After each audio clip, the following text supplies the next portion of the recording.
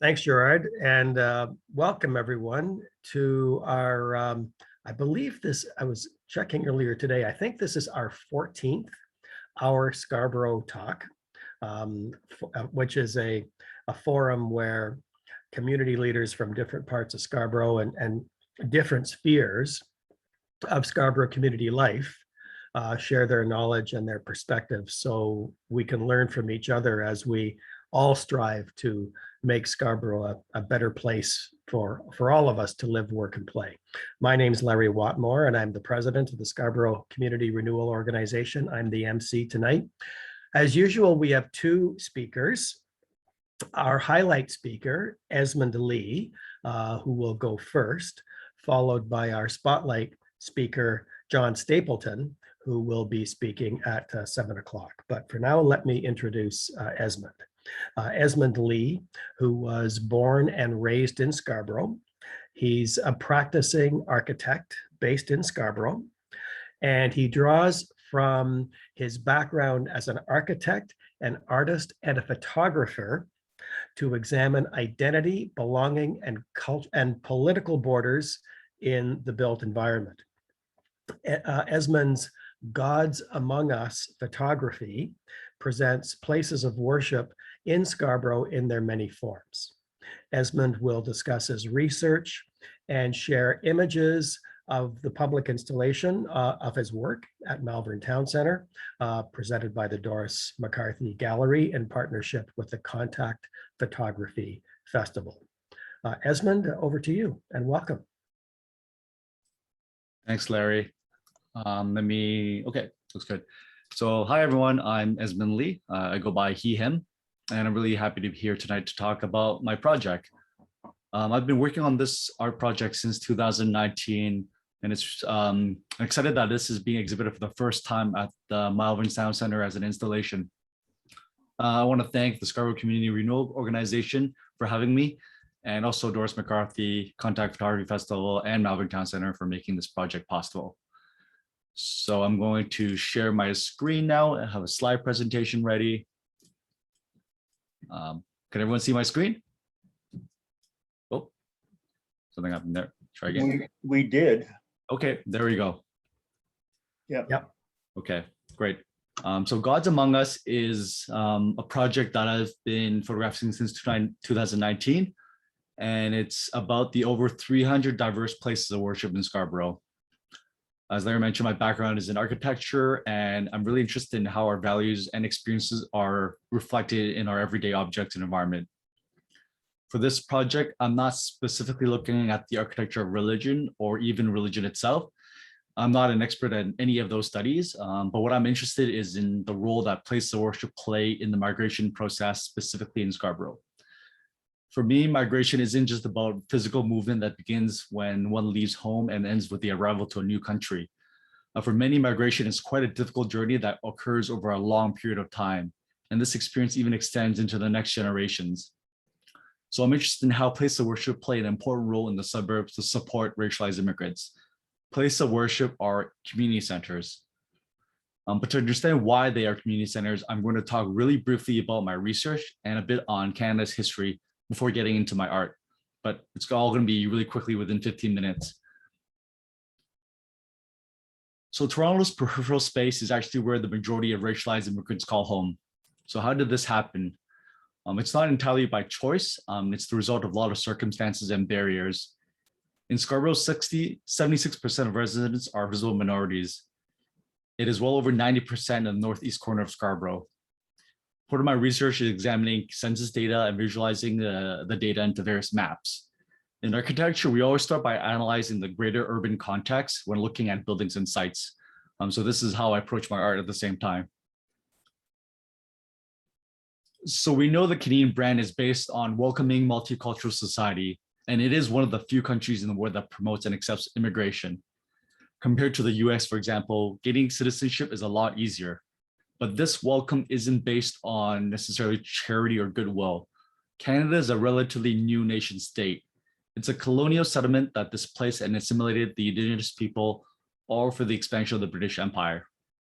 And as a new colony, Canada really needed people, the quote unquote right kind of people, to work the land, to build the economy and to form a new nation. So in the beginning, Canada officially encouraged and desired white English-speaking immigrants from Britain and America. They were seen to share similar Anglo culture values. On the other hand, racialized folks were facing harsh backlash. Skin color became a way of othering, stigmatizing someone as so foreign and different that they just don't belong. But businesses had no issue with this immigration because they were seen as a cheap source of labor to build the railroads, perform the dangerous work, and increase profits. But as soon as work was done on the railroads, the government put on brake on immigration. Minorities were seen as a temporary labor workforce who would just do the dirty work and leave. Canada didn't want racialized immigration and didn't want communities to form. Fast forward to the late 60s and 70s, human rights pressure increased through activism and Canada's participation in the United Nations. At this point, Canada removed its race and nationality requirements for immigration, but in its place, a new point system was created based on language, national language, and various economic skill requirements. This is when Canada began to evaluate, filter, and select immigrants to ensure that they would contribute to Canada's economy. But remember that this evaluation did not exist before. White British and North European immigrants were welcome to settle in Canada with basically open arms. Despite carefully selecting the best economic migrants, racialized immigrants have had a hard time securing good paying jobs. They're forced into low wage, precarious labor and pushed into the city's periphery, away from mainstream amenities and culture. So if we're supposed to have selected the best skilled individuals that would excel in the job market, how could this happen? Well, it's the result of enduring systemic racism and de-skilling in the labor market. A lot of my research is, again, visualizing maps, and these are just a few of the many that I have done, looking at wages, racialized immigration, and whatnot. With this maps, you can see that post-secondary education outside Canada from racialized countries like India, China, and Philippines are overrepresented in low-income peripheral spaces. Notice in Scarborough is where 80% of those with post-secondary education are from racialized countries. But if you look at post-secondary education that is outside Canada, but from US, UK, or France, white nations, you gain access to urban Toronto where all the mainstream amenities are. There's a real spatial inequality and segregation in Toronto based on your education and frankly, your skin color.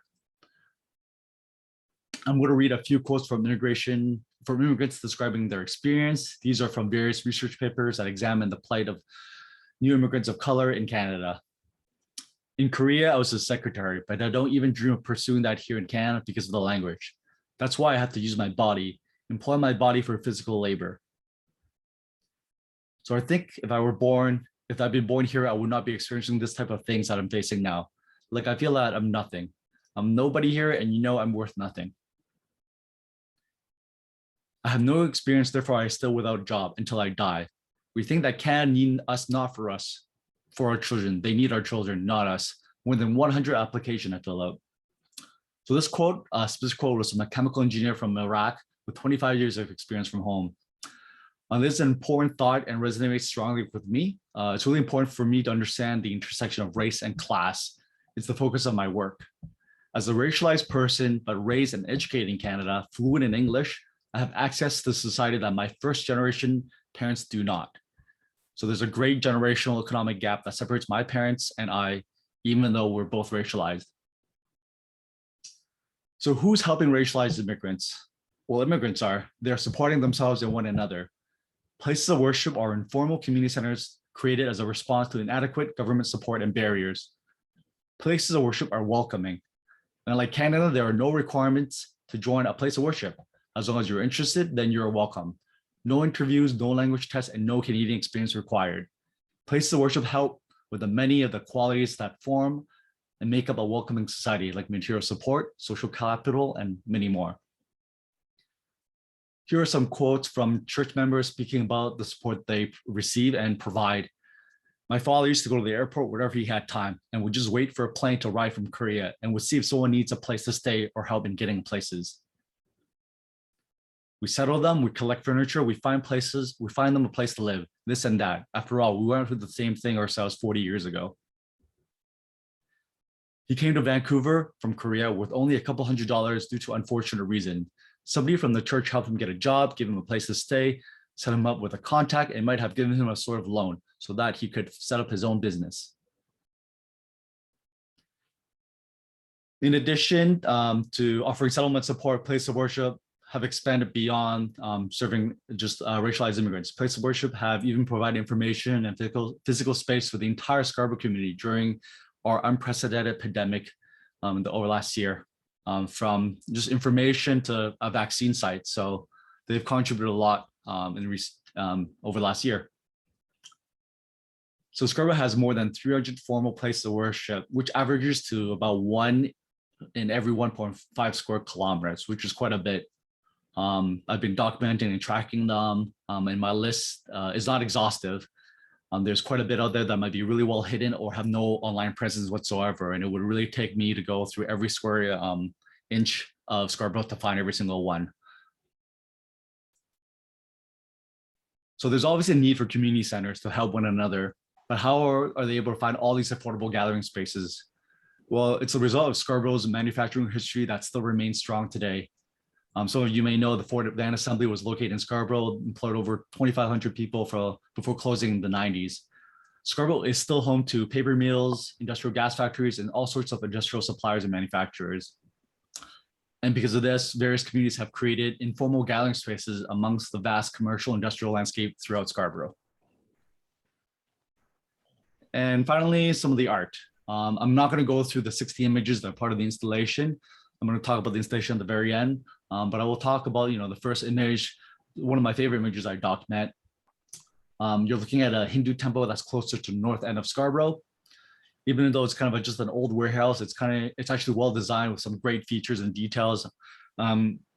Speaking as an architecture nerd here, there's both like vertical and horizontal accents that break up the massing and give a really great sense of dynamic movement. The temple recognizes this and kind of works and adds on to this feature by applying their own vertical color pattern, complements it really well. Like how the public entrance is in the back of the temple. You can see this with the kind of signage in the back. To me, it speaks to how like racialized immigrants never really get direct access to anything. They're never welcome at the front door. You see hints of greenery and trees at the back, but really the foreground is concrete and cracking parking lot. But for me, I really see the beauty in all of this. It's really a suburban spirit, and I try to capture the kind of vastness without being a desert. So it's like beauty and a little bit of emptiness. I pay attention to the specific time of day when I photograph my work, in how I can make these buildings really beautiful. Here is a mosque inhabiting an old warehouse close to where I live. When we think about temples, mosques, and churches, we typically imagine like big grand buildings of beautiful stone and glass, like the ones we see in like central Toronto. But even though these suburban places of worship lack the grand architectural features, they are still more important than ever today. Again, I try to convey the beauty of these sites, even though it's just an old warehouse. Despite conventional definitions of what beauty is, I really love the dirt, unkept grass. I find all this really beautiful, and Scarborough is beautiful. Just going to go through these images before I get to the installation. Again, they're all just throughout Scarborough. These speak to really the ingenuity and adaptiveness of the community here as well. Here's a mosque and a plaza. Another great photo that I really love too. Another one besides just the Pizza Nova on Lawrence. This one's by Malvern. Again, just various industrial warehouses being taken over or adapted for gathering. This is an interesting one. It's a mosque that's taken over an old motel off Kingston.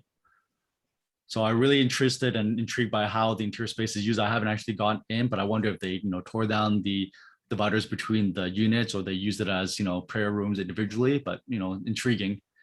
As an architect, it's really interesting how we adapt these kind of spaces for our own use. This is actually a mosque. You can only tell by look at the sign, but it's taken over or adapted an old church, a farmhouse church, which is really intriguing. It speaks to the shifting demographics of the area too of Scarborough. Same thing with this. At first glance, it looks like a typical church brick gable housing, but if you look closely at the sign, it's actually a Hindu temple. Again, speaks to the kind of shipping demographic and a really interesting way of using space and making things work, right? Even though this is not ideal Hindu temple space, make do with what you have. But I think it's very beautiful. In time, when communities kind of grow and climb the socioeconomic ladder, they end up being able to build custom architectural spaces and buildings. And I found this really fascinating. So you can really sense and see how community grow and enlarge through looking at these buildings. And I find that really interesting in Scarborough. And again, another mosque off Lawrence. Finally, the installation. So again, I'd really like to thank Doris McCarthy and Melbourne Town Center for hosting this and making this possible.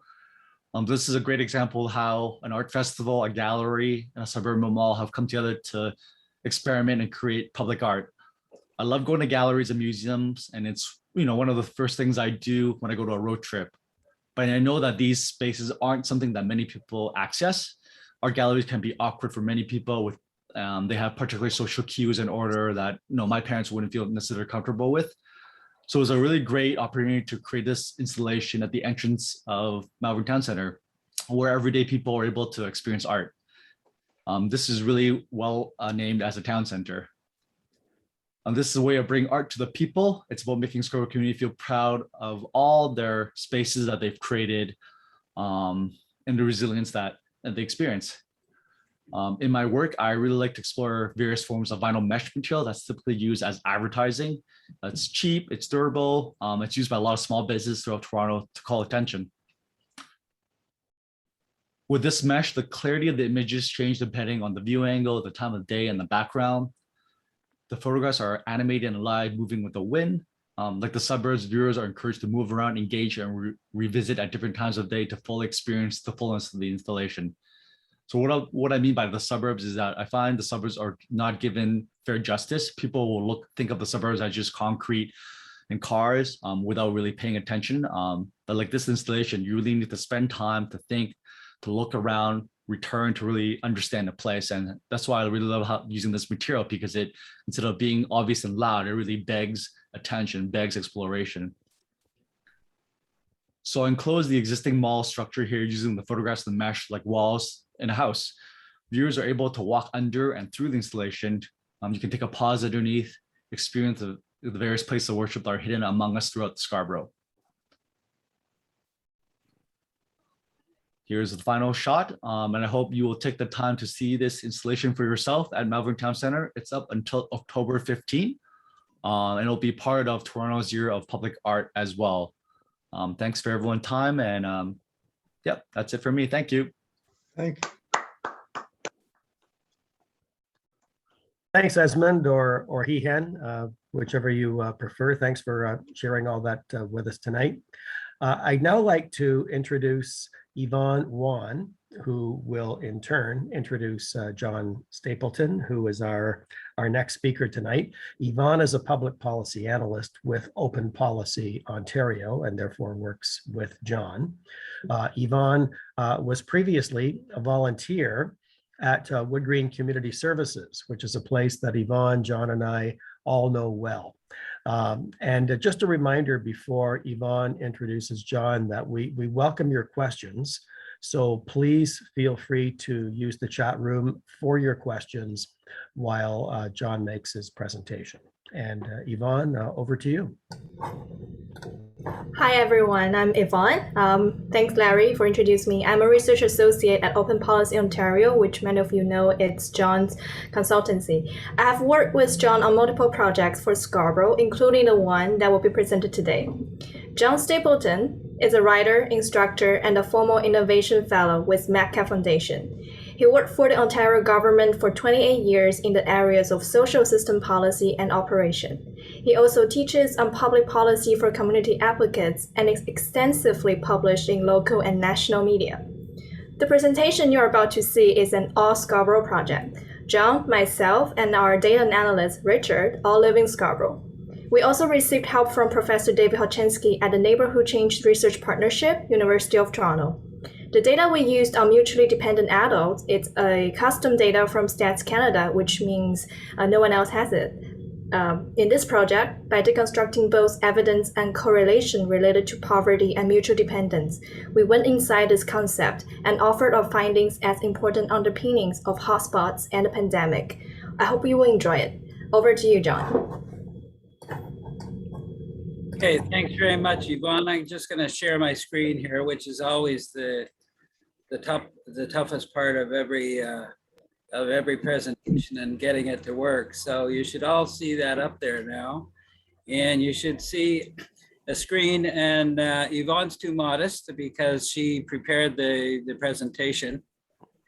And I guess I should start out by saying it's a bit presumptuous of me to saying about hotspots that it's not what you think, because in fact, you may think exactly what I think. So, but at the same time, I think other people have other different opinions. What you're going to see from me is really a different take, I think, because what we normally hear about COVID-19, there's really three types of folks that we hear from. We hear from newspapers, so we hear from the media. We hear from epidemiologists and doctors. I'm just lumping them all in as in the same group. And we hear from politicians. So what I've tried to do is take the point of view of a public policy analyst, as someone who's done that for the last 45 years, and take it from that point of view. So as usual, I didn't talk to my lawyers, but I put a disclaimer that much work continues to be done on COVID-19. The evidence keeps changing. I don't think the new evidence shouldn't diminish the findings here, but may point to more important factors about cold and hotspots.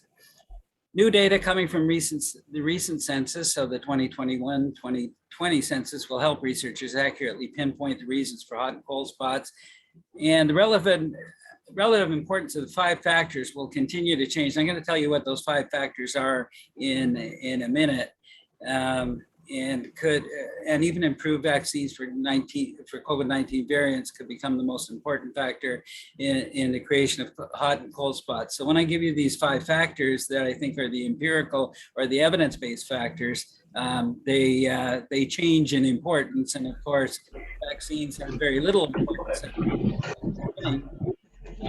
And of course, they have much more importance now as they are starting to become the most important factor of controlling the.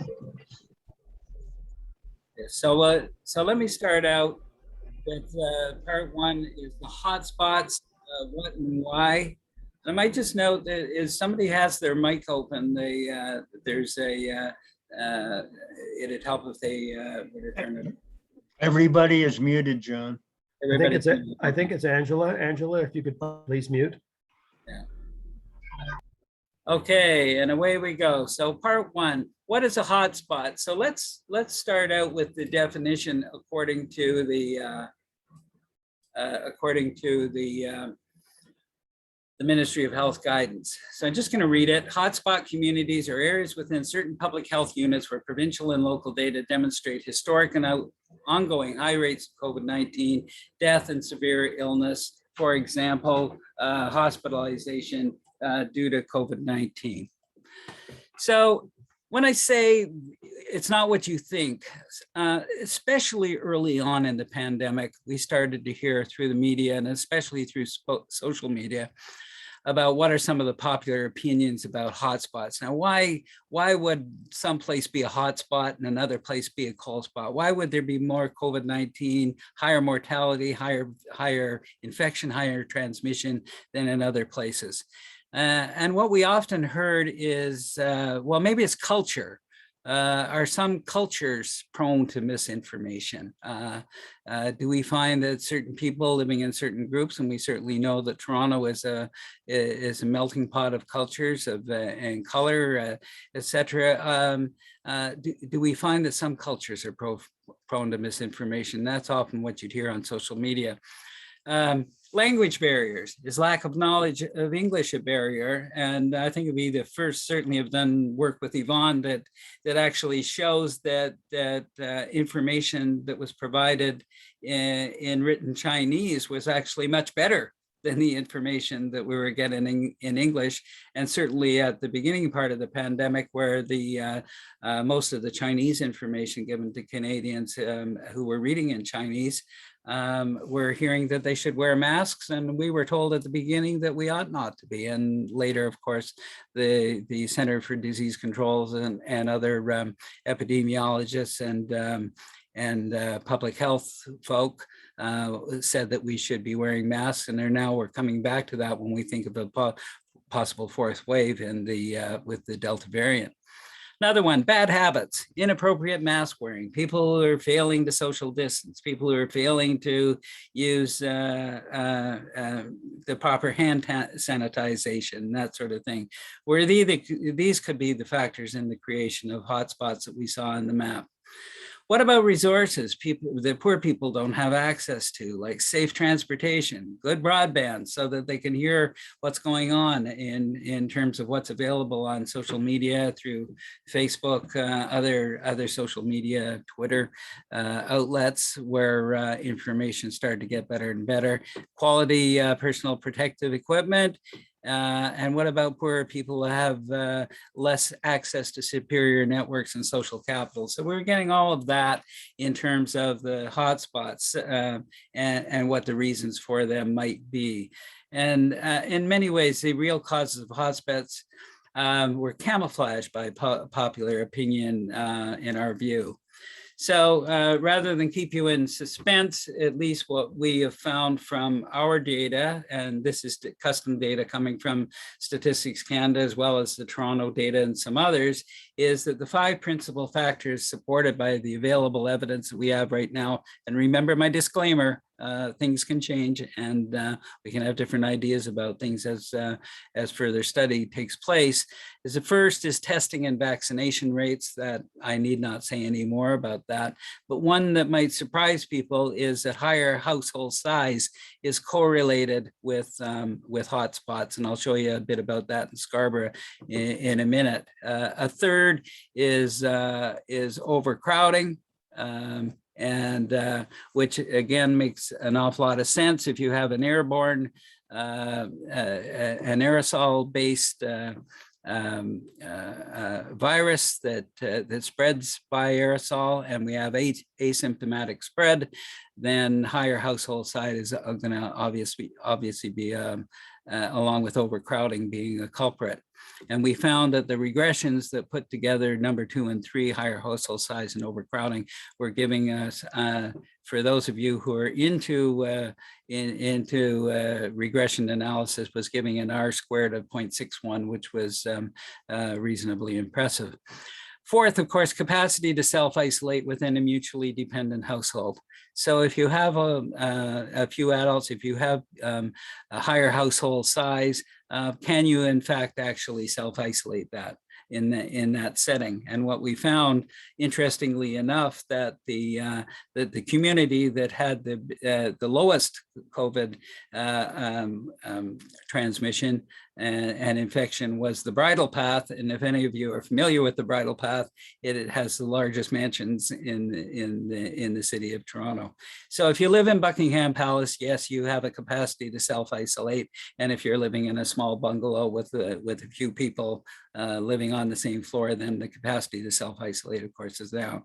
And of course, capacity to avoid congregate settings.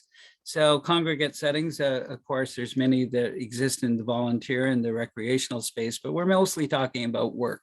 When you go out to work, are you an essential worker? If you are a worker that's going out each day, are you working in a meat packing plant? Are you working in an Amazon fulfillment center, both of which were notorious for community spread? Do you have the capacity to self-isolate both at home, and then capacity to isolate within a dependent household? And then finally, do you have the capacity to avoid congregate settings? For example, example, are you able to work at home on Zoom all day because you are an investment analyst, or are you someone who's going out every day into a congregate setting where it is very difficult to self-isolate? So those are principal hotspot factors that we worked with. So what do people think about hotspots? Well, the currently popular explanation for the connection, as noted, contains grains of truth. So everything, so if people are not lined up and they got their masks off, so of course it's going to contain a grain of truth. Like murder on the Orient Express, there may be several culprits in a pandemic. For example, issues related to language barriers, bad habits, cultures. Generally speaking, we found them to be the distraction. There's no good evidence that supports these popular explanations, but there's various sub-factors, and it's important to know that the resources that poor people do not have, such as safe transportation, broadband, PPE, superior networks, permeate those 5 principal factors that we noted above, but those are the real factors, as opposed to, so these, and in many sense, since Scarborough itself is, let me just get back. As a whole, as a lower income area, some people will believe that the hotspots are caused by poverty, inequality, and racialization. And I think what we're saying is trying to get underneath that poverty is more a result of these other factors, like overcrowding and like high household size, as opposed to a cause of it. So let's get to Scarborough. When we start to look at average household size in Canada and Toronto, so the CMA in 2016, and remember, this data comes from the previous census. We had this data, we had these charts long before we had any pandemic. And of course, once we started to see the hotspot maps come out from Toronto, that's when we started to say, hey, wait a sec, look at Scarborough. Scarborough has a lot of hotspots, and yet its household size was larger than any other area within the city of Toronto, and was higher than Canada, Ontario, and the Toronto CMA. And then, of course, where, especially if you've been reading the Toronto Star, you'll see that Brampton was the hotspot of all hotspots. And lo and behold, there you see that the highest household size in the Toronto CMA was Brampton. So let's not rush to saying that we got causation here, but we can say that there's a significant correlation between household size and COVID-19 hotspots. So let's take a closer look at the city of Toronto's 20 top neighborhoods by household size in 2016. What do we see here? And I think this was specifically of high interest to the Scarborough Health Network when we had the opportunity to present to them a couple of months ago, is that you see the gold, silver, and bronze medal for household size in the city of Toronto go to the Rouge, Milliken, and Highland Creek. Malvern's in 5th place, Asian Court, North, and Steeles are in 8th and 9th. And so out of those first 10, we have 1, 2, 3, we have 6, and we have the 3 largest household size within the city of Toronto. So that's going to lead to, and again, I'm using my language carefully, correlates well to the hotspots. And you can see as we go down 1, 2, 3, 4, 5, 6, 7, 8, 9 of the 20 top neighborhoods by household size in 2016 are in Scarborough.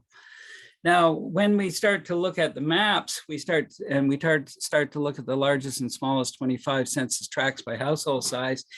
Look again at Northeast Scarborough. Now you have you see the one more towards the south is in the Thorncliffe area, where we have high household size. But if we take the top 25 in the magenta color, you see far northwest, far northeast, and then you see the smallest 25 largely in downtown Toronto and around the Palace Pier in the west end of the city, but most of those 25 are on the Yonge corridor. So it's starting to tell you where household size, and again, when you look at the hotspots, and you're going to see those in a couple of minutes, you're going to see that there's a real correlation there. So let's bring COVID into it. We have the largest and smallest 25 census tracts by household size, and the neighborhood COVID-19 case rates for 2020 for the city of Toronto. And you can see just visually that there is quite a correlation there when we look at the largest 25 and we see the smallest 25, and then looking at the COVID-19 cases per 100,000 people in Toronto's 140 neighborhoods, it becomes fairly compelling. So let's look at Canada. The Canadian population, 1 in 5 adults, about 20%. Working age adults live in mutual dependence, right on 20.0. But when we start getting into our bigger cities, you can see that from 2016, what we're seeing is that the cities were more likely to become the incubators of high COVID infection and transmission because more and more people are living in mutual dependence. Why? Generally speaking, the high cost of real estate. People have to get together to be able to do that. And so some of the cheaper regions, of course, you're going to see that less to be the case. So then look down at Scarborough and Brampton, respectively at 33.7 and 37.2. So you're really talking about over a third in the case of Scarborough and Brampton, and of course, where were the hot spots? And then we see 1 in 5 for the as a whole. Now, I just want to give you these definitions. Overcrowded refers to unsuitable housing in which there's not enough bedrooms for the size and composition of the household. Mutually dependent adults is a bit more complex. It refers to working age adults who are not a student living as a member of a multiple family household, multiple adult non-couple, non-parent, household, or a one family household with additional adults. In addition, in a one family household, only the additional working age adults live as dependents, and in the family, couple parents live independently. So the short way of saying that is if you're in a nuclear family, you're not in mutual dependence. And if you have other adults in the home, then you're in independence. So I'm going to go quickly through here, just visually, again, seeing Northern Scarborough and Brampton, and seeing, this is much before the pandemic again, but it's sort of the type of pandemic we have, it sort of was it shows you what was coming. And the same thing is true when we look at mutual dependence for the city. You can see the highest area of mutual dependence. And then when the pandemic came along, that's what it related to. Overcrowded mutual dependence is even more compelling. On this map, you can see the very darkest areas in Northern Scarborough and in Brampton, and of course, Jane Finch and North Rexdale.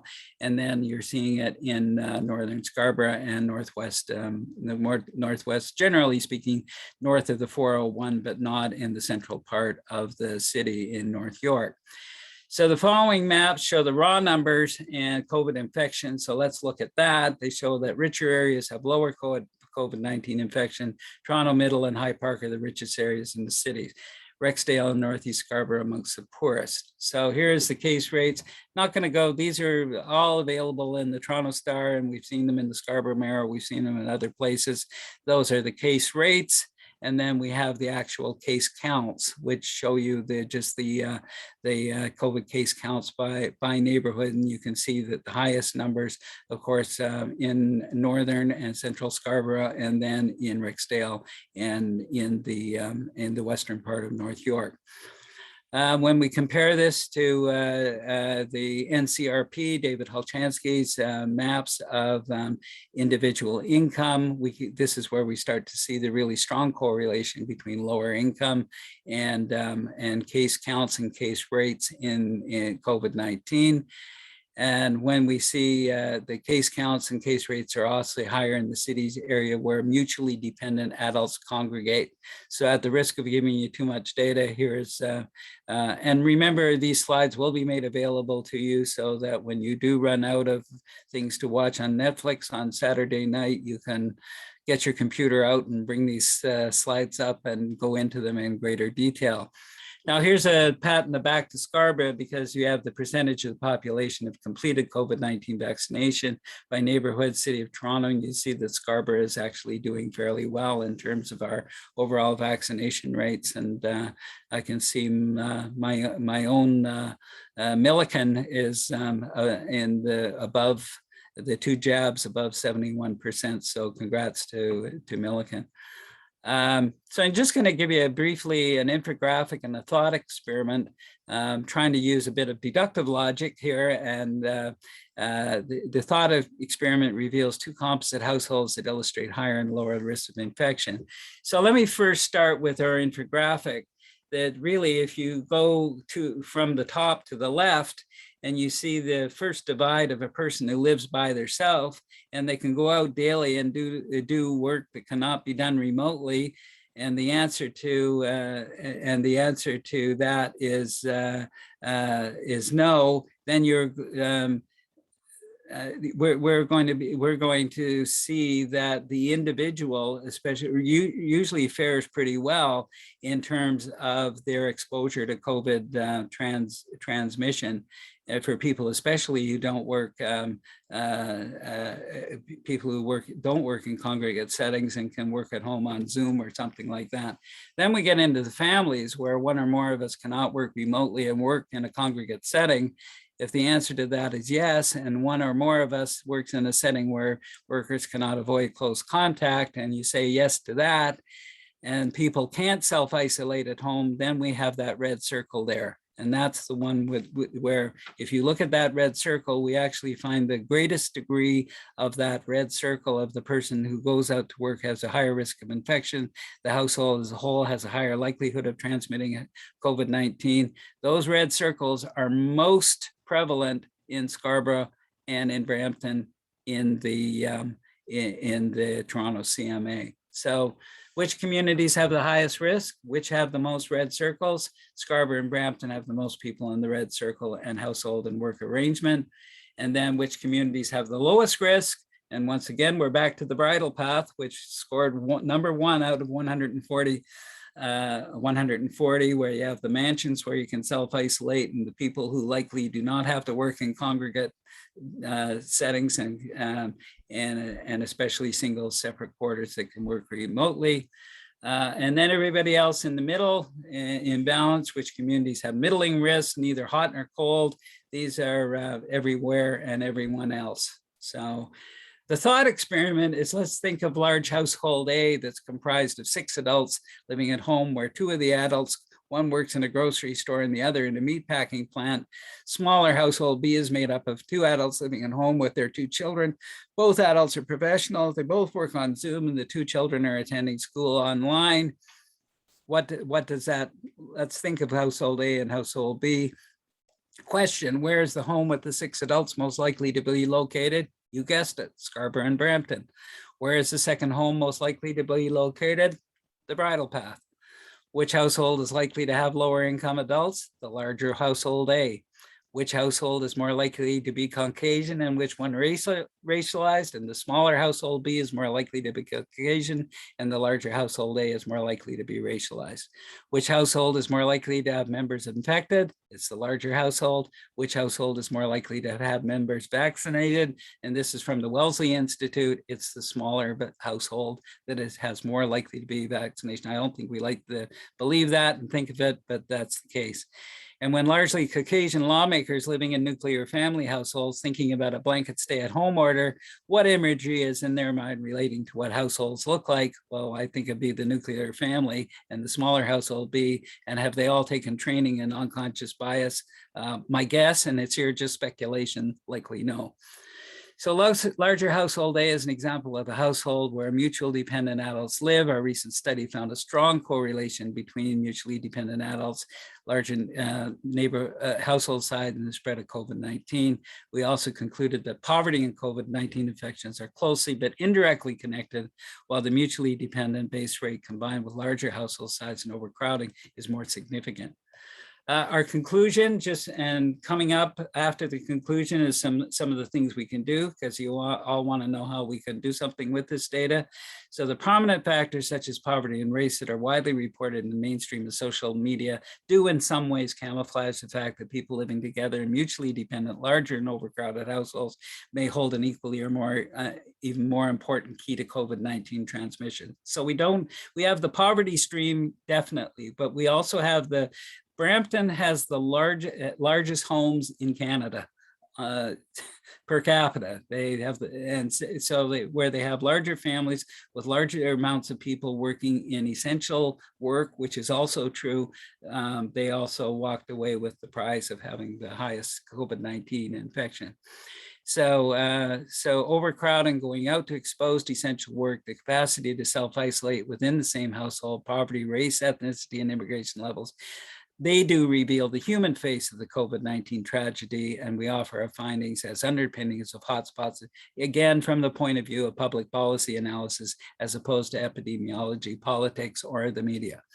So on the variants, the third and the possible fourth wave, if we're looking at COVID-19 third wave and the emergence of more infectious variants, this is going to demonstrate the importance of the relationship between mutually dependent living arrangements. It's now more difficult to prevent the spread of COVID-19 when people are living in close proximity. It's just the way this particular virus, aerosol-based, asymptomatic spread, all of those things work together in terms of how we live and how we work. So what should we do? Why should Scarborough care? Well, we need to think differently, and this is where it's coming out for somebody that you know well, Dave Hardy, who is an urban planner, and he helped with this section because I went to Dave and said, what do we ought to do about this? And we really need to think differently. We need to think about how people live, household size, the size of the home itself, and especially from Dave's point of view, because you're not going to knock down your house, is how it's ventilated. We need to think about how people work, how they congregate, the workplace size. We need to think more about the commute to work in a car alone or public transit. More than anything, we need to focus differently with aerosol transmission. So our future risk, of course, is a Delta variant, possibly a new pandemic. Don't like to say what year it will be. We need to do better than only vaccination by age, and especially postal code. We need to take into account that blanket lockdowns can sometimes accelerate the pandemic where you have essential workers who continue to work. If they're continuing to go in and out of the house and exposing themselves in congregate settings, you don't need 5 other people in the home that these people are coming back and forth to. So should we vaccinate by postal code? Maybe not. The portion of people living in congregate settings and a population's ability to self-isolate are more significant. And lockdowns, yes, but not a blanket policy. Lockdowns should be accompanied by appropriate decision-making that takes into account household size, overcrowding, and capacity to self-isolate. So for example, if you have 2 people that are working in essential work where they can't self-isolate on the job, maybe those are a couple of people that you should rent a room for 6 to 8 months, however long the lockdown is for. You say, well, hey, that's expensive. Yeah, well, we got a lot of people who came home and infected a whole household, and a lot of people ended up, the point is they actually ended up dying. So for the want of isolating that person in their own room or going out to one of those empty hotels doesn't seem like a bad idea. So the recommendations from Dave Hardy as an urban planner, he says we need to have urban planning that gets back to public health rather than to fight the automobile narrative. We need to focus on clean indoor and substantially reduced indoor pathogen counts, contributing to the occupants' health. He noted the way buildings are designed, operated, and maintained influences COVID-19. There are no engineering-based measures to limit community respiratory infection transmission employed in public buildings, and none for residential housing. So Dave makes the point that even though we have regulations for radon gas, benzenes, and other airborne gases, we haven't got around to having any sort of regulations as it relates to COVID-19. So he ends by saying that we need to add clean indoor air as a building code requirement specifically focused on pathogens, pay more attention to impediments, manage the resistance as best we can to doing that, recognize the need for ventilation, air filtration, air disinfection, and increase the awareness of the continuous global hazard of airborne respiratory infection that must be recognized so that the risk can be controlled, and that he thought we could do through better indoor air quality standards, changes to building codes Canada and Ontario. And I think I've gone about 4 minutes over time. So there we are. No, you didn't. Thanks, John. Okay. Very comprehensive. We do have a couple of questions in the chat box, and I have a few as well, but I'll start with what's in the chat room, and I'll actually take them in reverse order. And the first one being about the vaccine hesitancy or the anti-vaxxer crowd, and whether there's been any correlation, and I'm going to sort of freelance a little bit with a question here, whether there's been any correlation between that and the existence of hotspots. And I guess related to that, in your research, have you found any statistical correlations, not necessarily causation, but statistical correlations between vaccine hesitancy or the anti-vax movement and any of the demographic features that you've profiled in your research? I can unequivocally say that I found absolutely none. We didn't have anything in the 2016 census that said, "Are you an anti-vaxxer?" along with how many people are in the household. So that's the easy answer to the question. So, do we know where anti-vaxxers live? Not really. Personally, I doubt that there would be any correlation. Are they poor? Are they richer? Anti-vax goes right across the economic and social and political spectrum. So I think it would be hard to say, it's poorer people or the last thing in the world that I'm going to do is speculate whether that separates at all along gender or racial or ethnic lines at all. I haven't seen any personal that, certainly not any part of our study has done that. In other words, could we ever say that there's more of that in Scarborough than not? I think the green map sort of told you that the vaccination rate in Scarborough was actually better than a lot of the rest of the city. John, I gather you have a supplemental related to this. Yeah, John, just to follow up on that, my sense is though, have you looked at the young people? Because I have anti-vaxxers in my household and they tend to be below age 30. And it somehow suits social media.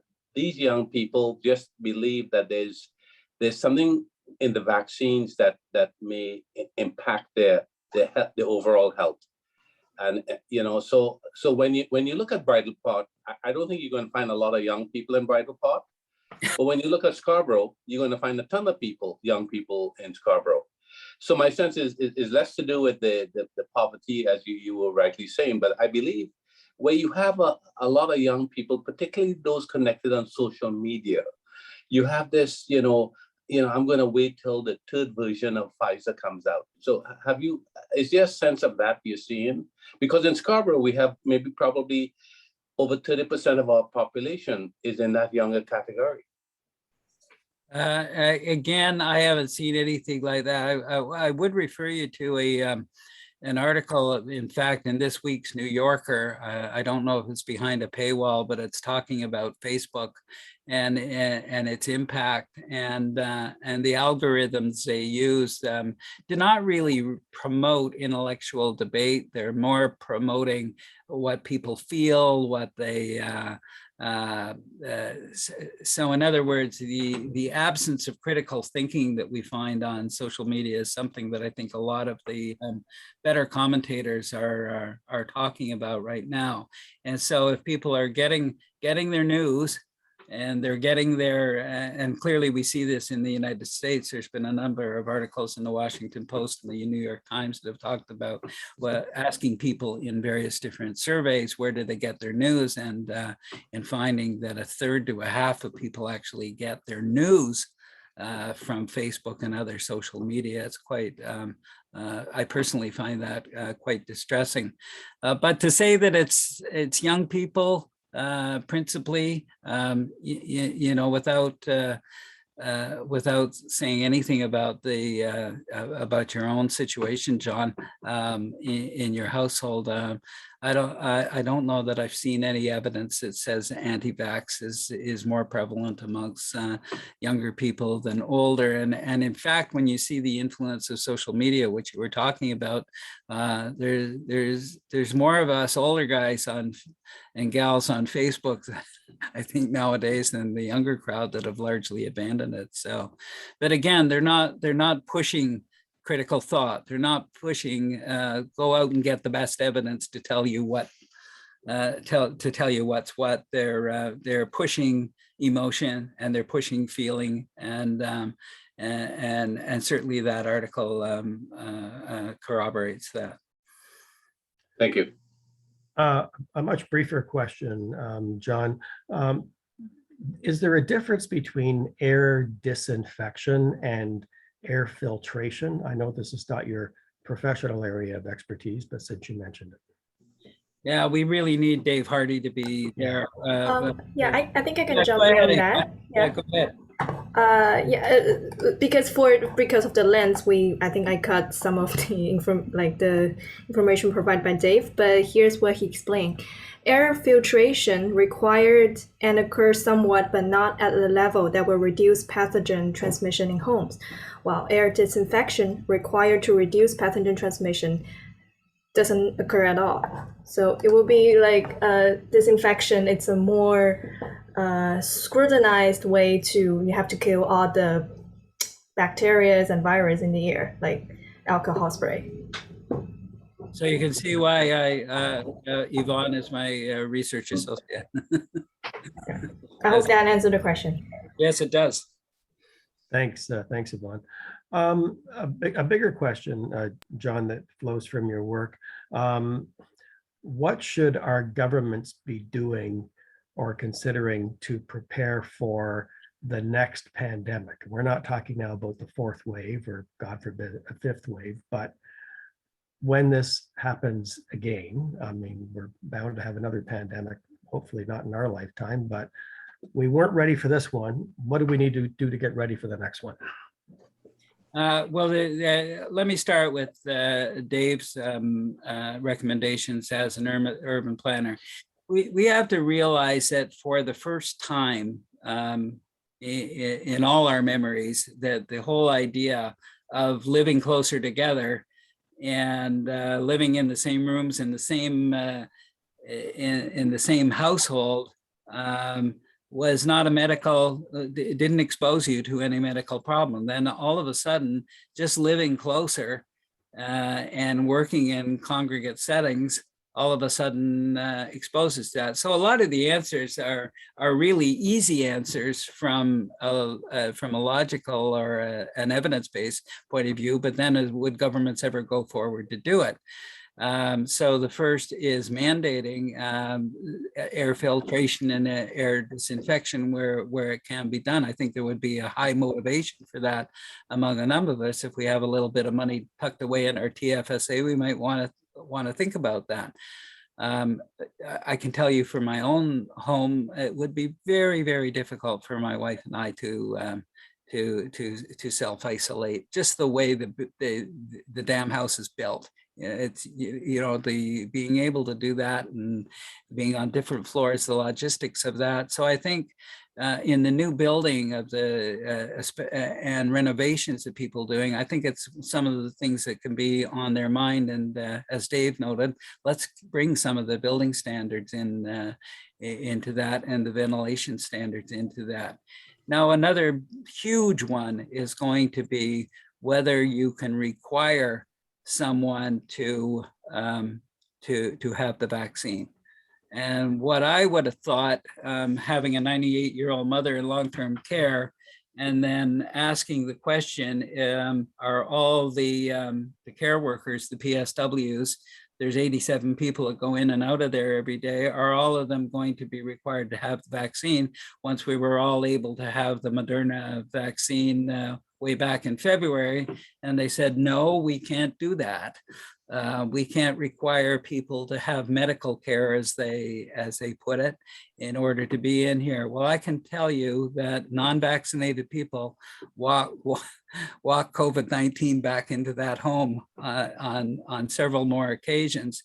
And at the very same time that people are criticizing government and saying, why didn't you get the LTCs? You saw what happened in the first wave. For God's sake, why didn't you fix it in the second wave.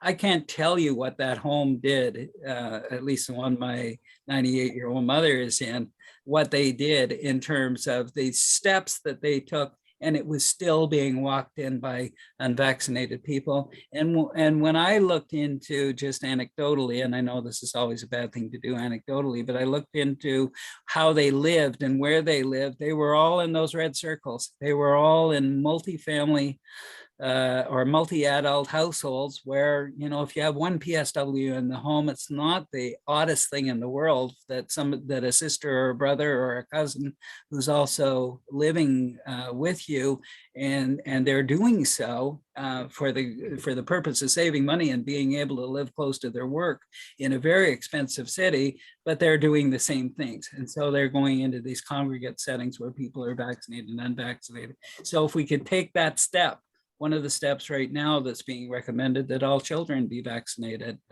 once they're found to be safe. That would be that would be a game changer. My own suggestion, and the suggestion that I made to the SHN, Scarborough Health Network, was to say, look, if you got 10 staff who are unvaccinated, either anti-vax or for other, they're vaccine hesitant, why don't you take a look at whether that person lives on their own in a, in a self-isolating, easy to self-isolate environment, as opposed to the anti-vaxxer who lives with, 5 other adults in a house where they're, in other words, you would concentrate your effort on them. Now, would that be legal? Would that meet any ethical standards or human rights standards? I think people are starting to ask those questions and saying that certainly there is a strong move towards mandating some of these things. And so we have the ventilation solutions, we have the architectural solutions, we have the renovation solutions, we have the labor relations solutions of various sorts. And I think that'd be a good start. I have a question. As we know, there are sort of different political tolerances when it comes to public health enforcement and public health compliance, not just in this country, but elsewhere. And I'd be curious to know, either in the course of your research or if you know others who've addressed this, when we compare certain American states, for example, which have much more of a libertarian philosophy versus those that are more of a socialist philosophy, whether the kind of patterns that you've seen in the course of your work here are maybe different in those other kinds of environments. Or I just thought about this now when I think of Sweden, for example, which intentionally decided they were not going to have the kind of locked out environment that a lot of typical Western countries would have. Whether there's been any difference in sort of the COVID experience resulting from that philosophy compared to what you've been able to see here in Scarborough and beyond. My first reaction was, and I'm no epidemiologist, is that Sweden was an outlier. They just had a medical establishment that decided to go a different way, and I think they paid for it dearly. But then if you're looking at U.S. states such as Ron DeSantis in Texas and in Florida and others, just look at the infection and transmission rates when you don't do anything. I mean, in so many ways, it speaks for itself. And I mean, for someone, my proclivity is looking at it and saying, well, it's staring you right in the face. If you don't do anything, and I mean, Alberta's about to go into this too. you see what happens when you don't take the precautions. The virus is not living. The virus is just a little piece of RNA that it doesn't care whether you're rich or poor. It doesn't care what gender you are or what color. It might care a bit about what age you are, but outside of that, it doesn't. And so it's all the other things, the social distancing, the mask wearing, and the things that richer people are able to do. If you're living in a great big mansion, you can self-isolate, period. If you're living in a small space, you can't. If you are working in an intellectual type job or working in something where you're using your mind more than you are using your hands, or in customer service, you're going to be able to work at home and on Zoom, maintain your job. You're not going to lose your job. And in fact, you're building up what I call a COVID dividend, whereas the poor are busy working up a COVID deficit at the same time. So it's actually creating greater inequality as we go. But just to get back to your question, I think that we've seen a number of outliers, and certainly Sweden, Texas, and I don't know if it necessarily goes along political lines, but we do see the libertarian influences. I don't know if I would juxtapose them in a continuum with socialism, but certainly the libertarian influence is one that would say we don't want to be mass, we don't want.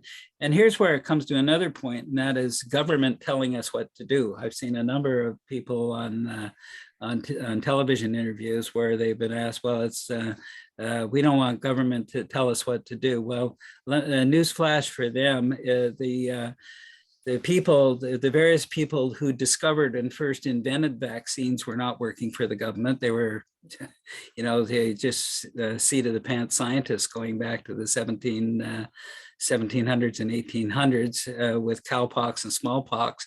The people who produce the vaccines are mostly private. Pfizer doesn't work for the government. Moderna is a private company. Both of them are on the stock exchange. You can buy their share capital. The doctors are all independent business people. The whole supply chain of vaccines historically and from their discovery to the present day, there's been a whole lot of almost no government involvement. And even when we did have Connaught Labs, we had a prime minister who decided to get rid of those, so the government wasn't in the vaccine business at all. So the whole idea of someone saying, well, I'm not gonna, the government telling me what to do, where's the government telling? The whole vaccine supply chain has very little to do, at least in Canada, with government. That's why we ended up having a pandemic, and we couldn't even build our own vaccines because we didn't have anybody in the business, and the business that we did have, we offloaded. I have one more question, but I've spoken a lot. Does anybody else have a question for John or Yvonne? Okay, then I'll ask my last question then. And it has to do with public transit and whether, lessons learned through this experience, and thinking about, again, how we try and preemptively avoid the next pandemic. And if we have, either a fourth wave or a subsequent pandemic, we have this huge reliance on public transit in an increasingly dense city, which one would think is, especially for essential workers, but even beyond, is a great environment for in which aerosol-based pathogens can spread.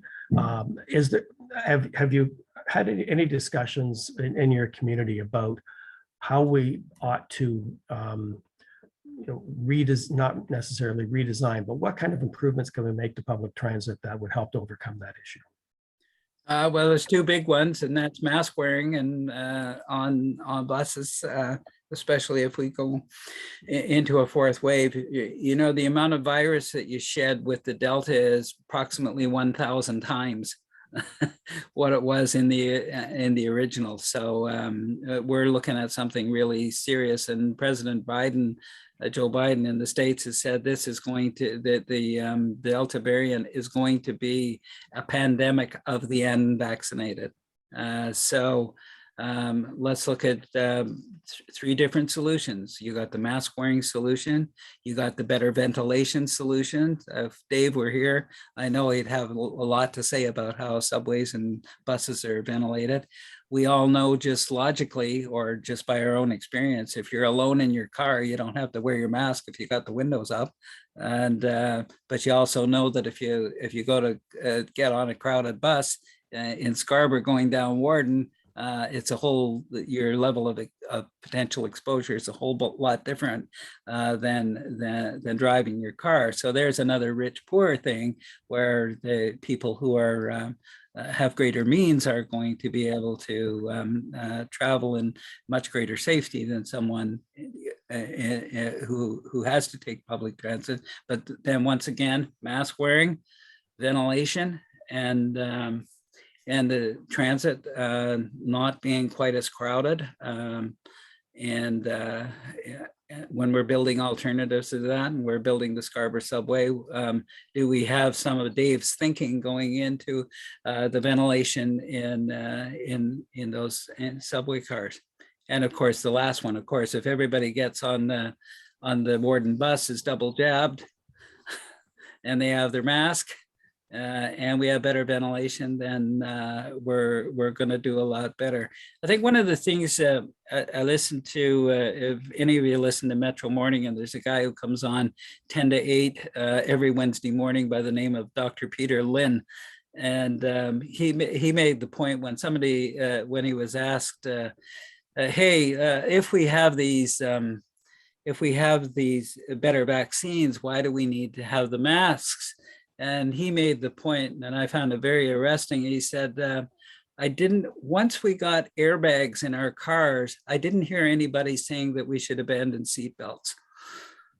So if you just think of that, I mean, it really kind of tells you, right? Of course, you're prevented from being killed because you got the airbags, and maybe you won't be injured, but at the same time, are you going to give up seatbelts because you have airbags? So I just wanted to say, we got a minute. Yvonne, is there anything that you wanted to add to conversation, either as a question or as something that you thought I should say, but I didn't?